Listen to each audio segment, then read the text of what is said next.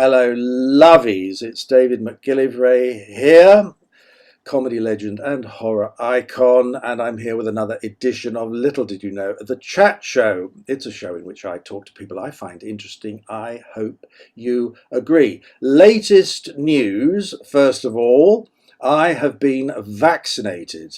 Yes, it's true. I'm that old. It does imply now that we can look forward at last to face-to-face interviews on Little Did You Know. We've got somebody very exciting lined up for the first face-to-face interview.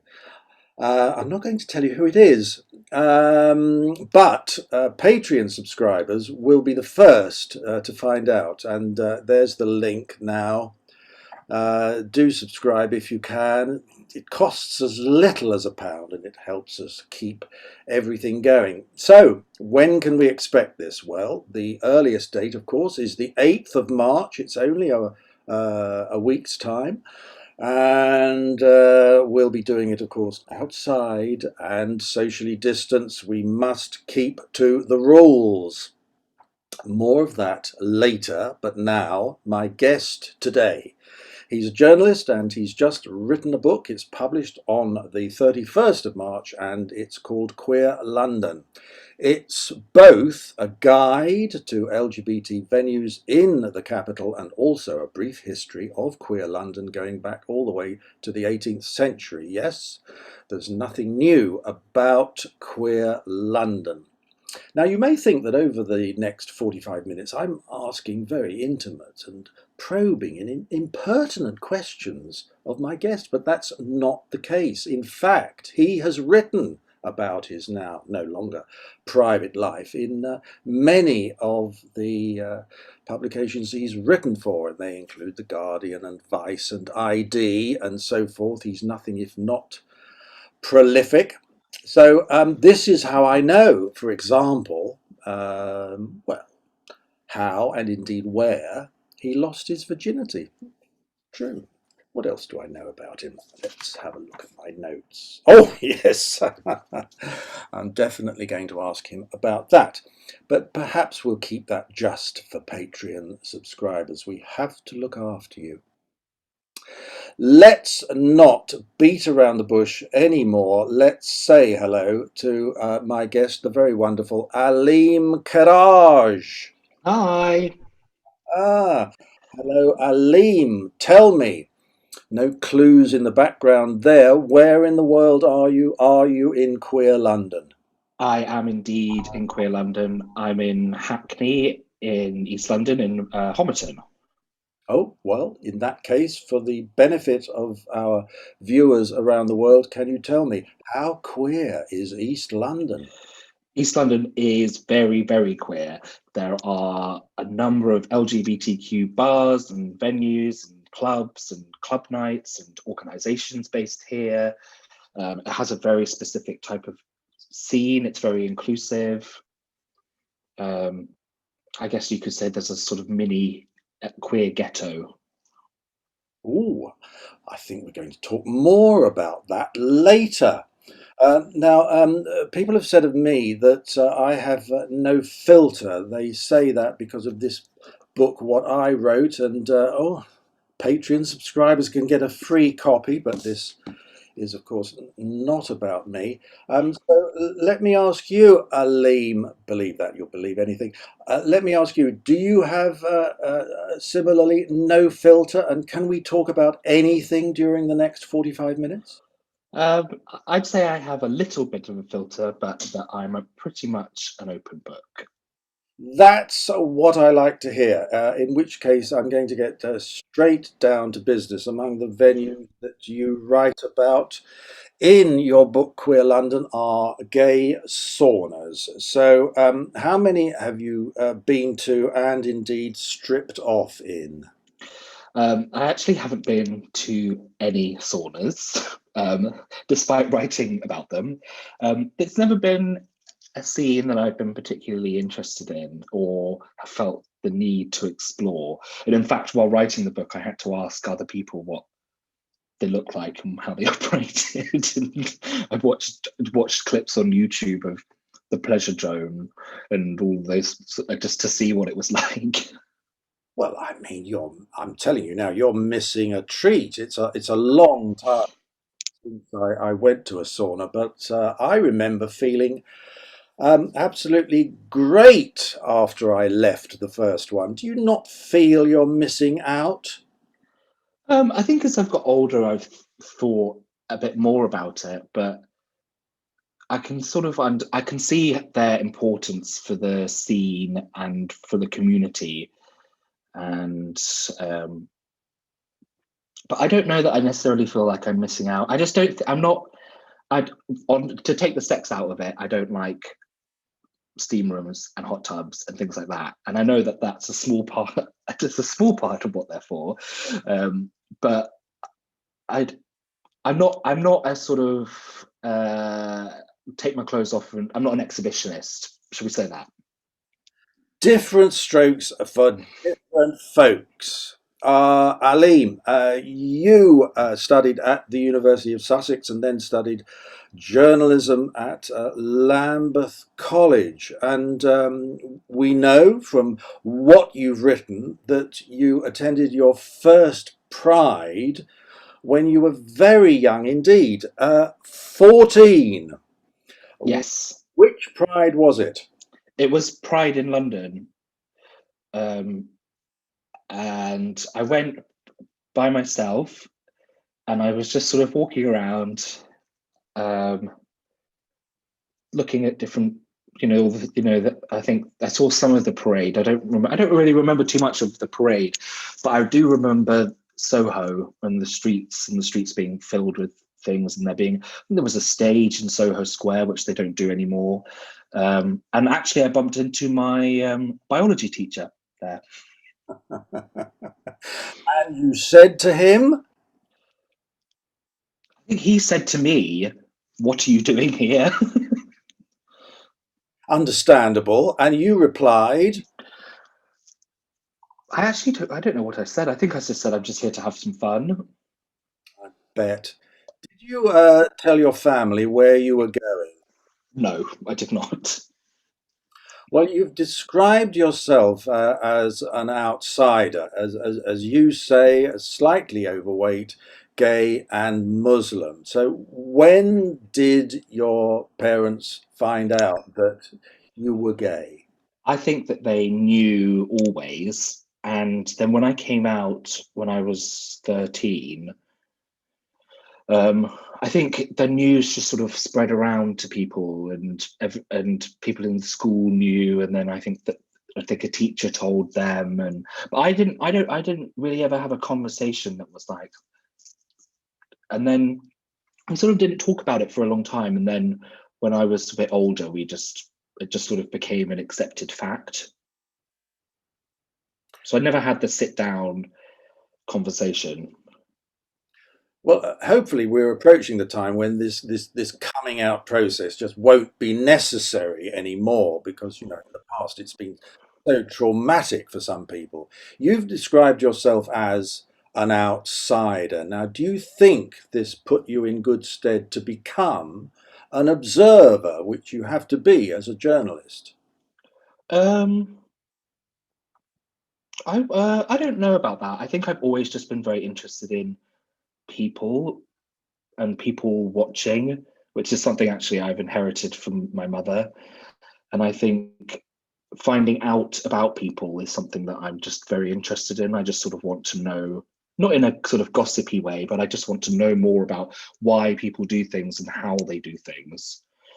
Um, I think feeling like an outsider when I was growing up, more just helped me look for different types of people, and people who perhaps not exist on the fringes, but who also felt the same way growing up. Well, you met some people on that fateful day when you went to Pride. I think it was after Pride, you went to a venue called Ghetto. Am I right? So I did go to the Ghetto after Pride, but the first time I went was before then. And I went with a gal pal called Charlie, And I think it was like a Monday night, possibly during half term. So we were out on on a Monday night. I think I was, um, yeah, 14. Um, Are we talking fake ID? did I even have? I don't even think I had one. I think they just let us in. Well, tell us about Ghetto, Alim, because alas, it no longer exists. The whole building was demolished to make way for Tottenham Court Road Tube Station. Yes, it was a sort of grimy basement club parallel to the London Astoria, or sort of underneath the London Astoria. Um, and you would queue up in this dank, piss-smelling alley, and you'd go down these very steep stairs, and you'd come in, and from what I can remember, everything was sort of red and cream, and there was a bar at the back, and then a dance floor, and then sort of pleather seating. Um, and I loved it there. It was sort of camp, but rough around the edges, not glossy at all. It smelled a bit funny. The toilets were revolting. The toilets were revolting. My God, I think those might be the worst toilets that I've ever encountered in London. They were pretty bad. Oh, I think Um, come up with a few suggestions of my own there. Yeah.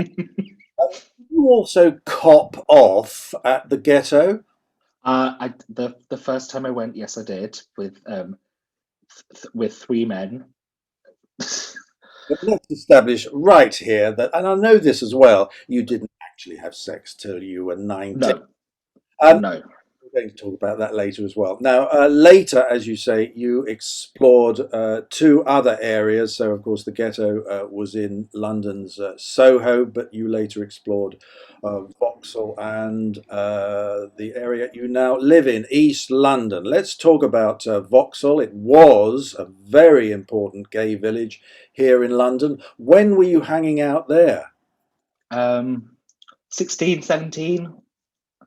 Um, What sort of year is that? I mean, you're 30 now. Oh, you're be- this year, right? I was 30 in November, just gone. Okay. So yeah, it was about 2006, 2007. 2007, I think it would have been 2007. Um, and the first time I went, I actually went with my stepsister. Okay. And we'd yeah, we'd been up sort of having drinks, and then had decided at 2 o'clock in the morning to go. of course, that's what you could do in Vauxhall because it was a nighttime city. What clubs were you going to? We went to Fire. Oh, goodness me. Yes. Baptism of fire. Yeah. Yes. But I felt that I was very innocent. I didn't know what was going on there. Yeah, right. Well, here's an interesting thing. I used to write for this magazine. It's called What's On in London, Long Gone. Look at that date, 2003, because on that year I did a walking tour of Vauxhall. And look, it was just, really coming into its own there. And there's a picture of Club Colosseum. Of course, it's gone. So many buildings have gone. I went down there last week to take some photos, and these massive venues that held thousands of people, and I'm not exaggerating, have been demolished. They are flattened. And not only that, but buildings, clubs like the Hoist and Union are shuttered. Have you been down to Vauxhall lately, Alim? Not since COVID. The last gay venue that I went to before lockdown one was the RVT, and then I think 4 days after that we were plunged into lockdown. Well, thankfully, the RVT, the Royal Vauxhall Tavern, is one of the venues that is still open, and it will reopen when things go back to normal. Now, Alim, your book. Yes. Queer London. Ah, I'm glad you've got a copy there. It is a real book. You can turn It page. is a real book. It has pages, it has pictures, it has words in it. It exists. Wonderful. But gosh, what a time to bring out such a book. Did you ever think to yourself while you were writing it, oh, if only we could delay publication by just a few months because we're going to read about all these venues we can't go to? Well, well, yes. When I was initially asked to do the book in November in 2019, the deadline was originally March 2020, and then because of COVID and because of everything, I sort of had to stop working on it because I work freelance, so I lost some of my regular work. So I ended up having to kind of reassess how I was going to make some money, basically, and put the book on pause for almost 6 months, and then got back to it. And we ended up pushing the release date, and it was meant to be October last year, and then it was meant to be earlier this year, and now it's the end of March. So it has been pushed. It's gone back a few times. Well, at least it is. When we get to read the book, we'll see that it is a record of all the venues that were open in 2020. Now, how many of them are going to reopen in 2021? We just don't know. Which venues would you really like to go to again, Aline? The one that I'm desperate to go to is on Hackney Road. There's a pub slash club called the Queen Adelaide, which it's run by the same people who used to run a sort of an iconic LGBTQ venue in East London called the George and Dragon, just further down the road, Closed. which is closed now. But the place I've been sort of itching to go. It's not glamorous or it's kind of my style. It's a bit grimy. It's very small. It's sweaty. Yeah. Got to talk about why you like grime, and I don't mean the music. I know. I just think I like the um, sort of DIY aesthetic of these places that don't feel glamorous or too pristine. I like the kind of rough and ready aspect of it. Fair enough.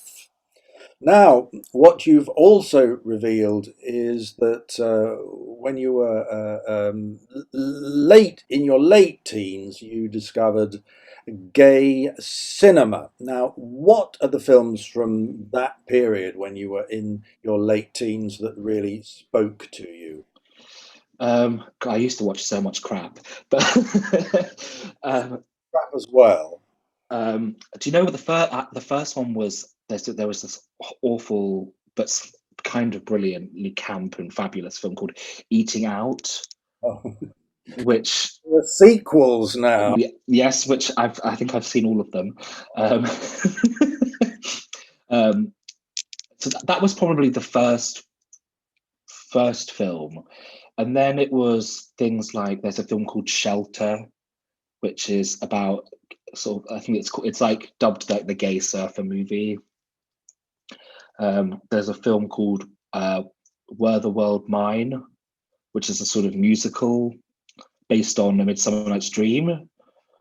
Um, what else was there? Were you watching Uh, Hollywood blockbusters as well, like oh, I did go and see Brokeback Mountain in the cinema. Um, so yeah, I did see, but I did, and Milk. I saw that, and was this part of your queer education?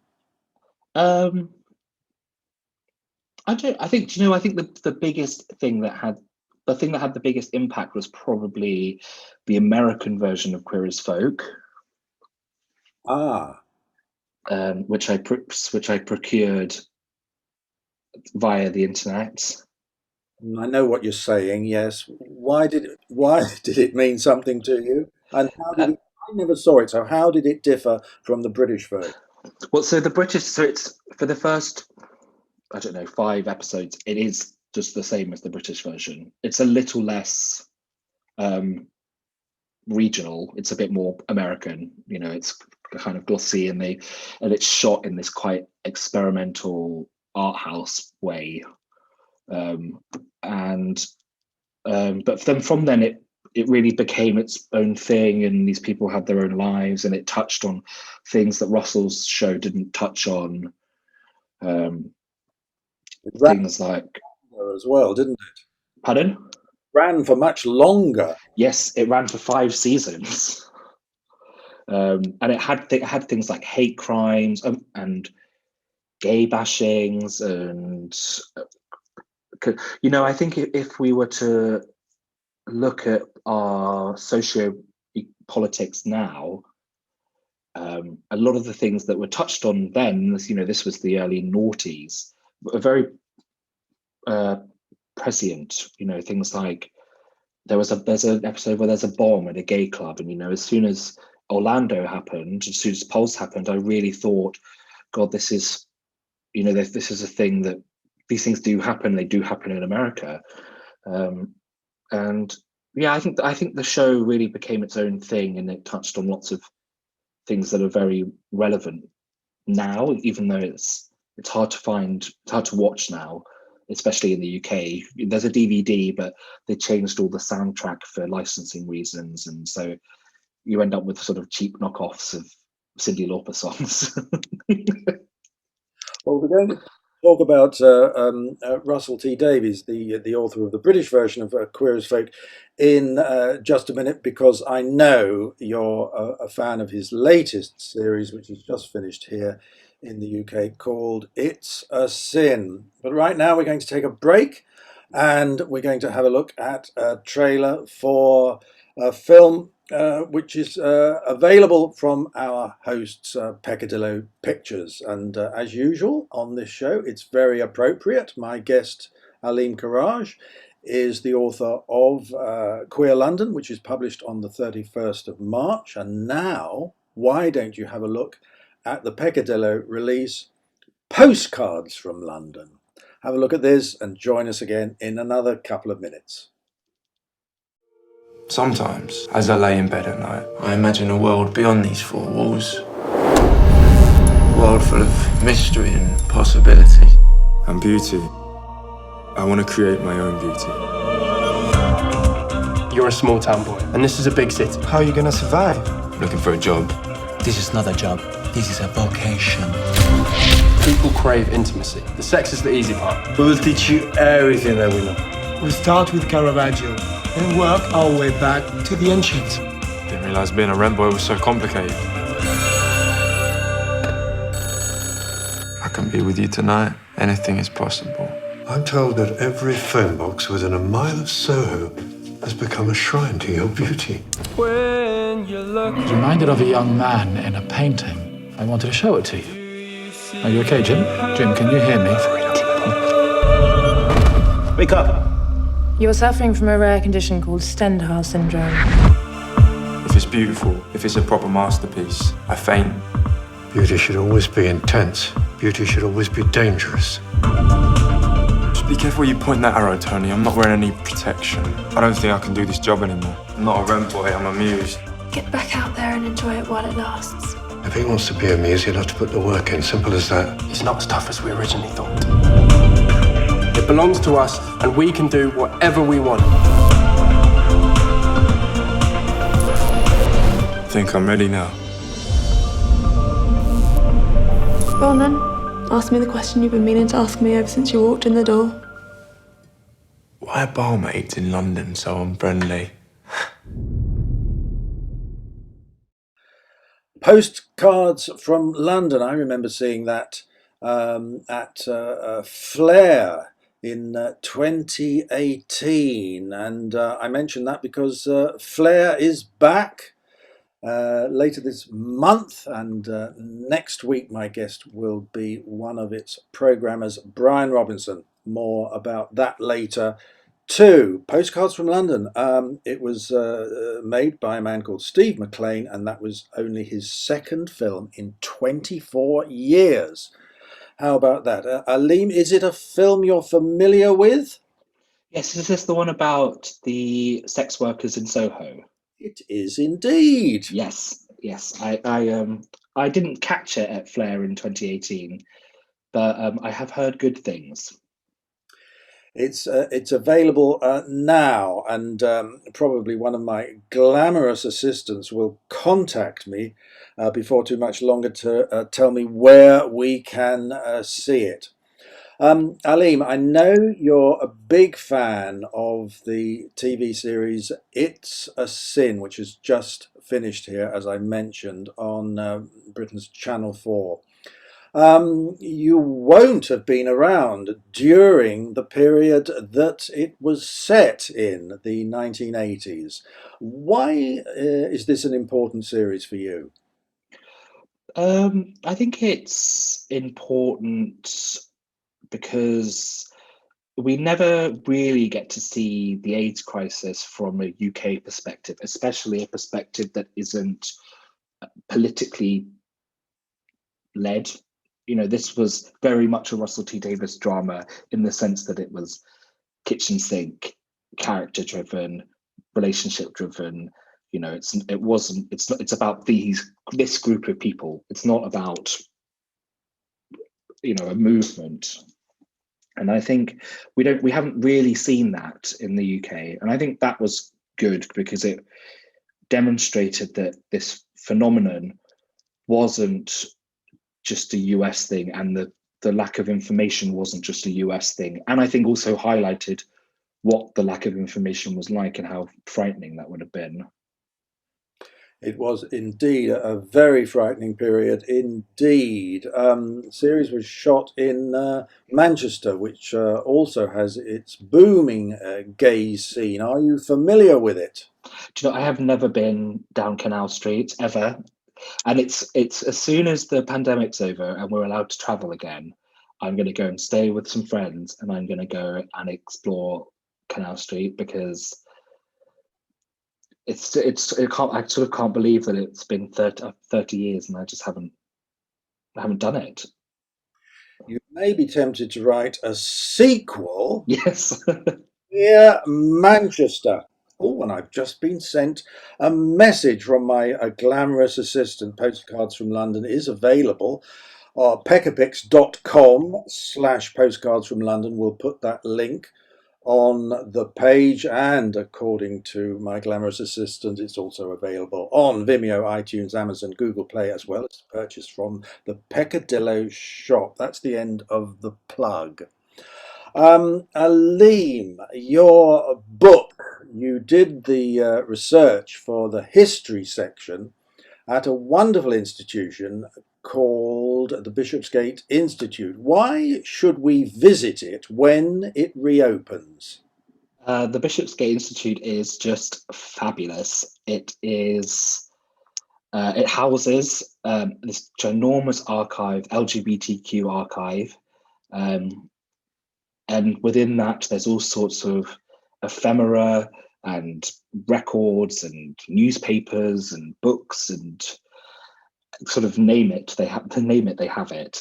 And it's open to everyone. It's free to access. It's amazing. It's just filled with so much history and so much life. There's so much life in there that, again, people might not know about. And I think if you've got even a passing interest, it's definitely worth dropping in. I know Steph Dickinson, I think that's his name, who sort of manages the archive. He does these incredible tours where he takes people in and shows them bits and bobs. And yeah, it's a really sort of amazing place, and the people that work there are very passionate and helpful, and they really will. I remember going in there and being like, I need to find information about this venue for this year, and I don't know where to start. And Steph just was like, give me 25 minutes, and he just came back with just a list of books and just sort of threw them at me. It's true. They bring these vast folders of all kinds of wonderful things like, club flyers to your desk. And as you say, it's all free as well. What's the most remarkable thing you learned, Aline, about queer history in London? In general, the whole book. Wow. Gosh, there was so much. There's so much. I mean, every single time I found something new, it became the most interesting, the most remarkable thing. I think the one that I always keep going back to is the drag balls at the Portchester Hall in West London, and these ran from 1969 to the 1982 or 1980. And they were like, they were drag balls that you sort of, not in the sort of Paris is Burning fashion, but there would be a catwalk, and people would there was a competition, and sort of best in show type thing, and men from all over the country would travel down for these balls. And it sort of lacks some of the American glamour. These are sort of, a lot of them were just blokes in dresses with like tankards of ale. And I actually, last year at the BFI Flair, there was meant to be a film, a documentary about these balls, and I had the opportunity to see the documentary, and unfortunately it didn't air. But they were sort of fantastic, fabulous campus Christmas events, and really kind of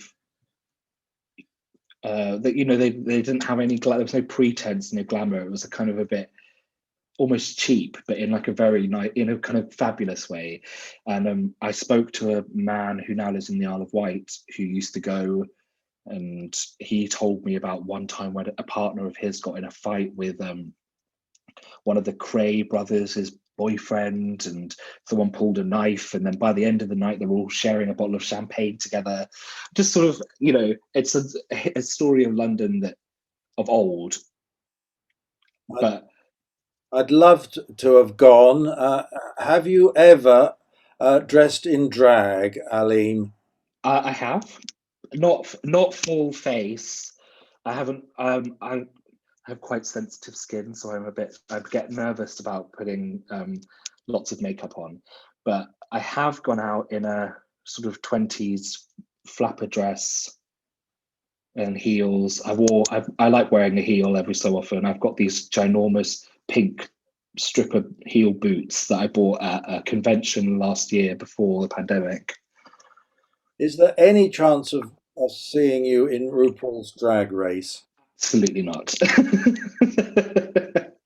Shame. Well, those drag balls, which of course, alas, like so much, no longer exist, were run by a man called, I think, Ron Storm. And charmingly, briefly, there was a drag pub in London called Storms. Oh, alas, that's gone as well. We need to talk briefly, Alim, about what you think might happen to the queer scene when things get back to normal. Now, with regard to this, I'm going to mention something very important. Alim and I, in fact, have one thing in common, and that is, well, probably more, but one thing I know about is that we've both written for a monthly magazine called Attitude, and at the moment, I don't know why they asked me, I'm writing a history of sex clubs for Attitude, and because my friends knew about this, they sent me a marvellous film. It's an episode from a TV series called Gay Life. It's from 1980 and it's shot in Heaven. So this was just after Heaven opened in 1979. And one of the interviewees is the jazz musician George Melly.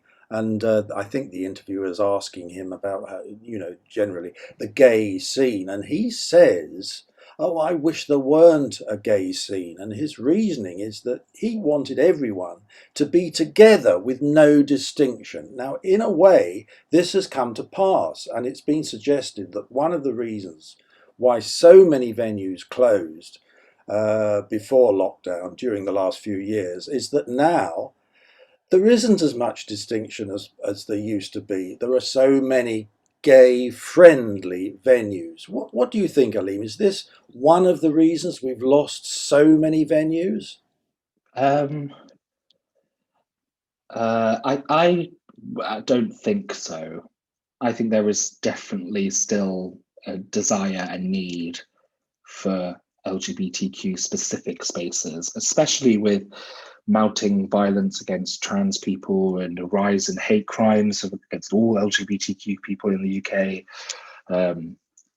I think the problem is that in metropolises like London and Manchester and Brighton, the business rates and rents and development has been so fast, and queer people make up a very small proportion of the population. We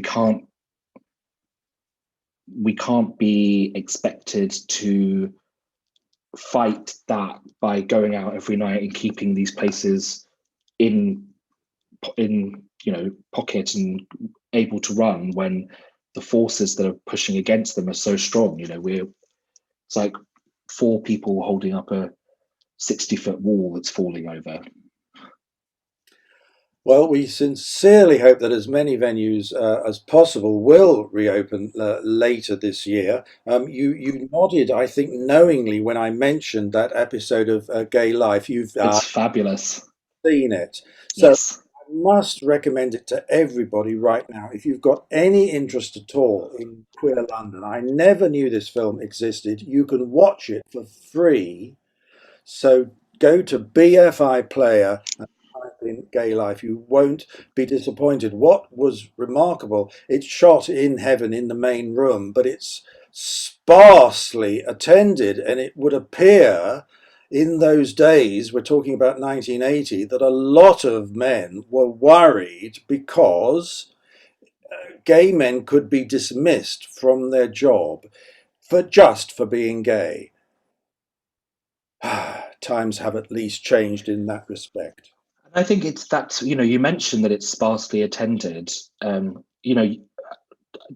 as a venue couldn't run now with that many people there. If that's the level of people who were going every night, it wouldn't operate as a venue because of the rates. The rates are too high. So I think a lot of onus is put on the community to keep these things alive, when actually people do all they can to keep these spaces going, and it's always out of people's control. It's got to come from, there needs to be serious reform in terms of how we look at development and preservation and businesses. I think these are societal capitalist issues, aren't they, rather than Indeed, but of course anything is now possible in the brave new world that will develop later this year. We're going to talk about some of your other involvements, Alim. I want to know more about them. For example, what is Pop Buzz? Oh, Pop Buzz was a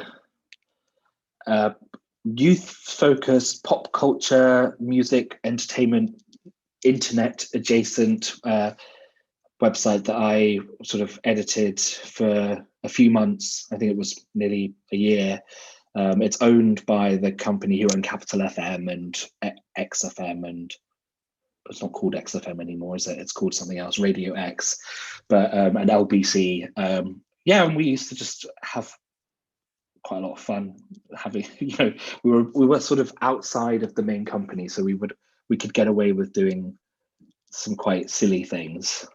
I love that. Yes. Is it still going? It is still going. It is still going, and the team who run it now are amazing. They do, a lot of them are my good friends. They do a lot of again, some quite funny, irreverent bits and pieces. Great. Okay, so that's it. Pop Buzz. Have a look at it after we finish. And Alim, I have to ask you this. What is it about you and Britney? Oh, I just love Britney Spears. She is, I don't know, I think she's one of our most underappreciated, misunderstood, Really? pop culture figures. Yeah, I think so. You've got to tell me why you love her, though. Well, aside from the fact that the music is great, I think the thing that really draws me to her is that she is just so unequivocally herself.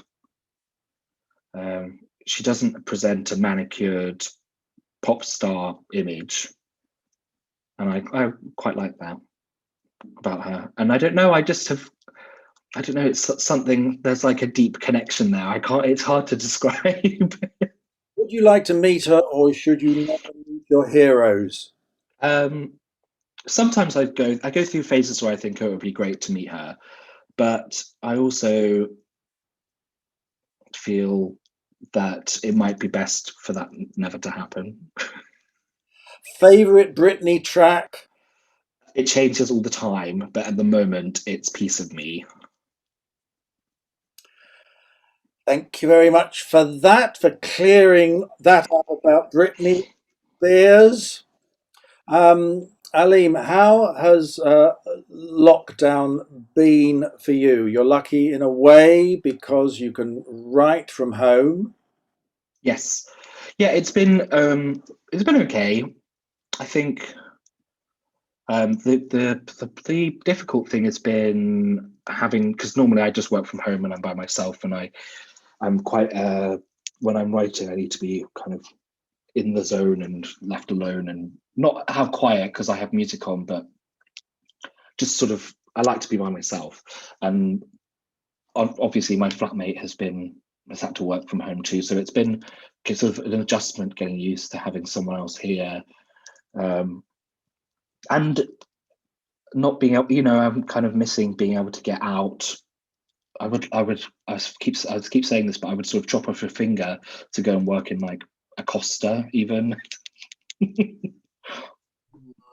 True. I used to say that it was no longer possible to earn money as a freelance journalist. It's just that, when I was young, there were so many print magazines. You could write for all manner of them and you would be paid for everything. But now, online articles are often not paid for. But you've proved this wrong. You're a freelance journalist. You're able to make a living. Is that true?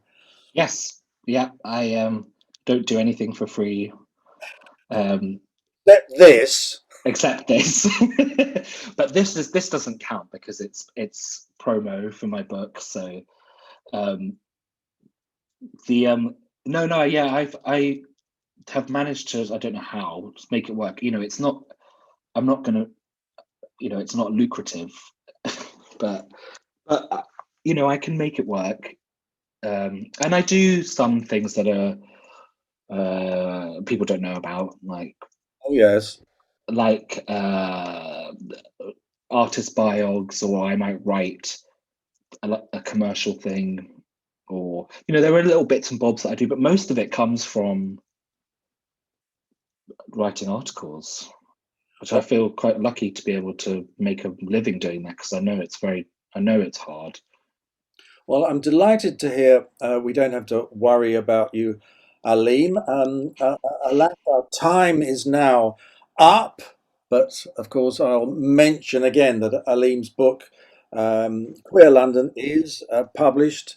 There it is, published the 31st of March. I presume it's available, Alim, on Amazon and at all good bookshops? Yes, it is, but not as an ebook. Not yet, or not? I don't think the series is available as an ebook. a nice pink book that you'll want on your shelves. And it has original photography by my friend Tim Boddy, who bravely ventured out during the pandemic to take all these pictures and organized shoots with people in spaces like this when we weren't really allowed to do such things. Gosh, I won't tell anyone.